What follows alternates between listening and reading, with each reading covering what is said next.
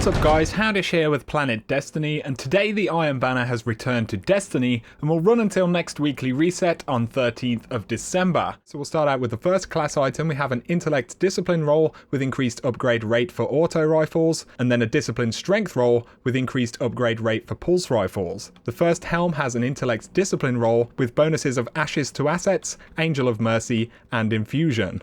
The second helmet is a Discipline Strength roll with bonuses of Second Thoughts, Angel of Mercy, and Invigoration. In terms of the weapons this week, we have the Branded Lord Fusion Rifle, and this one comes with a fairly decent roll. On this weapon, I'd probably go for Handlaid stock to keep that stability up. In the middle column, I'd go for Single Point Sling over Accelerated Coils. Dropping the impact on this archetype of Fusion Rifle isn't great because it will become quite unreliable in terms of one-hit kills. And then in the final column, I'd definitely go for Rangefinder to try and make up for a little bit of the lost range by running Handlaid stock. The Distance Star Scout Rifle is a very good roll. In the first column, I'd absolutely go with Handlaid stock for increased stability. Losing a little bit of range right here is definitely better than reducing the magazine size, only having 14 rounds in the magazine. Full auto is very effective on this particular type of Scout Rifle, and I'd recommend pairing this with Hidden Hand, which is very effective for target acquisition on Scout Rifles, especially with full auto active. The only way you could really improve this particular roll would be to have perfect balance in the first slot because you don't have any range or magazine penalties, but nonetheless with Handlaid stock you're going to struggle to find a roll much better than this.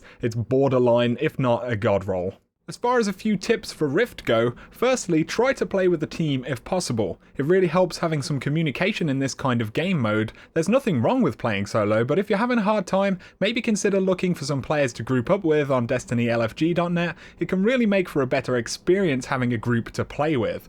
In Rift, there is one objective at a time, so you really tend to get a lot of heavy player traffic in those objective areas, such as the Spark or the Rift. So try not to lone wolf it. Whether you have a fire team or not, try to stick with your teammates, especially while attempting to capture the Spark or ignite the Rift. You really have to have your teammates' presence in both of these situations to succeed.